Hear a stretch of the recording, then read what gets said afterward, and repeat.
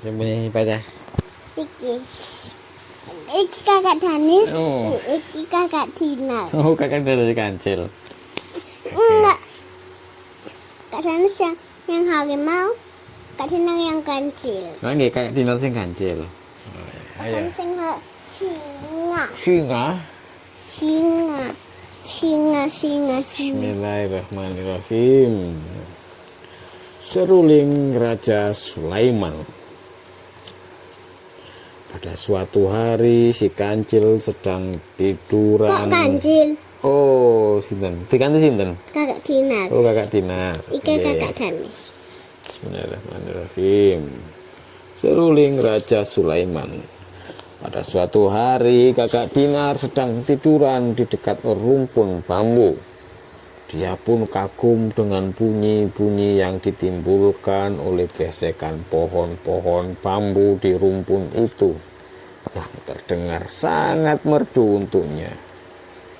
Ketika sedang asyik menikmati bunyi merdu itu, tiba-tiba muncullah harimau di hadapannya. Kok harimau? Oh, sinten? Kakak Danis. Oh, kakak Danis.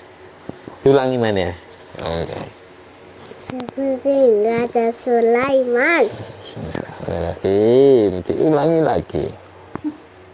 Seruling Raja Sulaiman. Pada suatu hari kakak Dinar sedang tiduran di dekat rumpun bambu. Dia pun kagum dengan bunyi-bunyi yang ditimbulkan oleh gesekan pohon bambu di rumpun itu, yang terdengar sangat merdu. Ketika sedang asyik menikmati bunyi yang merdu itu, tiba-tiba muncullah kakak Danis di hadapannya. Kakak Dinar merasa kaget dan takut, tapi dengan segera dia pun mendapatkan ide. Halo kakak Dinar, kita bertemu lagi. Sedang apa kamu di sini? Tanya kakak Danis dengan nada mengejek. Merasa kali ini kakak Dinar pasti akan bisa dia tangkap. Pada suatu hari, loh, kok diulang mana? Dia ada yang diulang itu. Balik di halaman selanjutnya. Oh, iki diulangin salah ketik iki. Iya. Nggih.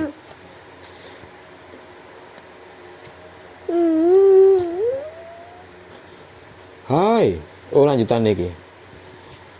Hai kakak Danis, aku sedang menjaga seruling Raja Sulaiman. Nggih sih tenan. Oke loh. Hai kakak Danis, aku sedang menjaga seruling Raja Sulaiman. Tidakkah kau dengar bunyinya?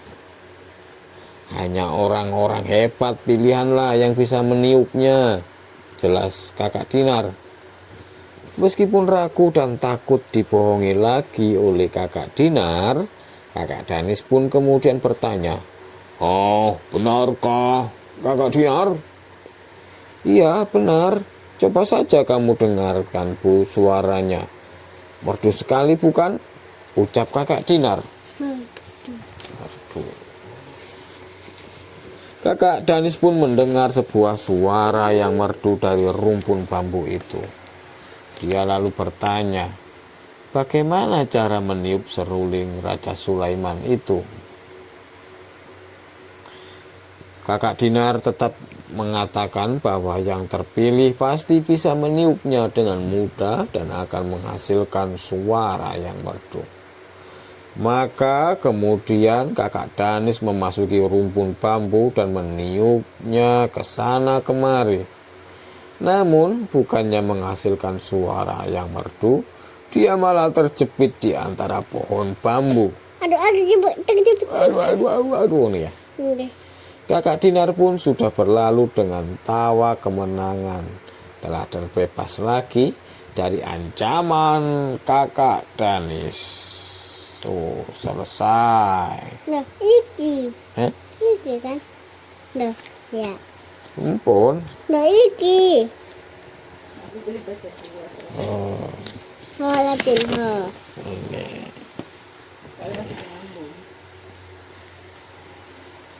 Oke, selanjutnya sabuk Raja Sulaiman. Pada suatu hari, kakak Dinar sedang berjalan di tengah hutan. Kemudian dia mendengar suara lemah yang minta tolong. Kakak Dinar merasa iba mendengarnya. Kemudian mencari tahu siapakah yang meminta pertolongan itu. Apa iba itu? Iba itu merasa kasihan, merasa iba, merasa kasihan. iki Ternyata Bang. kakak Danis yang sedang membelit di sebuah pohon yang meminta pertolongan. "Tolong aku, kakak Dinar," ujar kakak Danis dengan suara melemah. Kok gak sanis? Loh, kalian diganti. Buatin kayak kali sing iku. Sing kanjir iki. Buatin kayak sing harimau. Oh. Modelan harimau iki iku ular ambek kancil. Kak sanis iku terjepit. Oh, lagi kakak Danis yang terjepit. Kak sanis buatin sing orang. Oh ya wes ya wes. Diulang mana ya? Nggih. Sabuk Raja Sulaiman. Pada suatu hari si kancil sedang berjalan di tengah hutan. Kakak Dinar. Oh, kakak Dinar. Kancil les weh. Iya. Sabuk Raja Sulaiman. Pada suatu hari kakak Dinar sedang berjalan di tengah hutan. Kemudian dia mendengar suara lemah yang minta tolong. Tolong, tolong, tolong. Kakak Dinar merasa iba mendengarnya. Kemudian mencari tahu siapakah yang meminta pertolongan itu. Ternyata si ular yang sedang membelit di sebuah dahan pohon yang meminta pertolongan. "Tolong aku, kakak Dinar," ujar si ular dengan suara melemah. "Kamu kenapa?" tanya kakak Dinar heran sambil mendekat. Tanpa disangka-sangka kemudian si ular malah membelit tubuh si kancil. "Hahaha, kena perangkapku kau, kakak Dinar," ujar si ular tertawa licik. Kakak Dinar mengadu kesakitan ketika tubuhnya dibelit si ular. Dia mencoba melepaskan diri, tetapi sia-sia. Belitan si ular sungguh kuat, hingga akhirnya membuat kakak Dinar menyerah.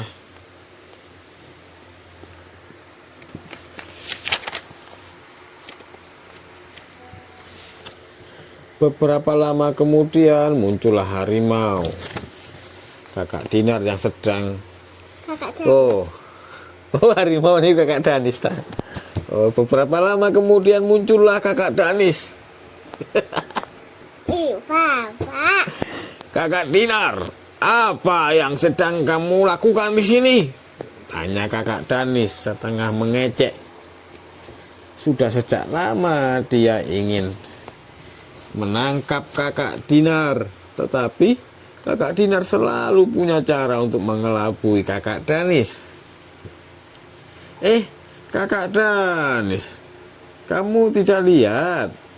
Aku sedang mencoba sabuk Raja Sulaiman, jawab kakak Dinar dengan cepat untuk menutupi rasa kagetnya.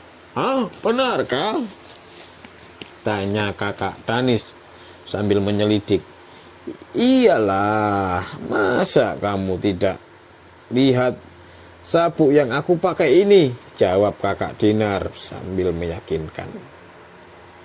"Wah, tampaknya bagus sekali sabuk Raja Sulaiman. Aku mau mencobanya juga," kata kakak Danis dengan iri. Kakak Dinar pun membiarkan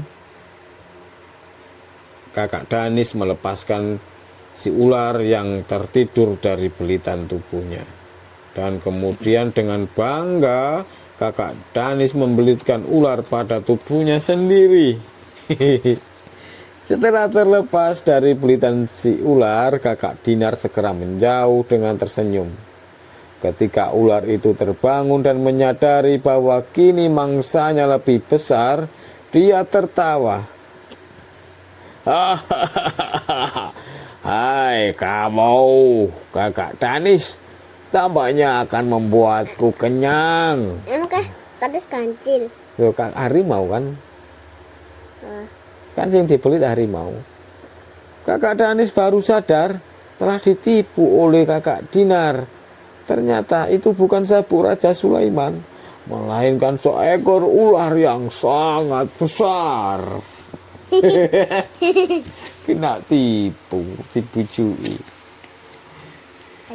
2 kali dibujui harimau nih kancing. Bon, selesai. Bentar. Belas sendiri ketika gapa, belas sendiri ketika gapa, belas sendiri ketika gapa, belas sendiri ketika gapa, belas sendiri ketika gapa, belas sendiri ketika gapa. Semuanya. Bon, selesai, hari sudah gelap. Waktunya tidur.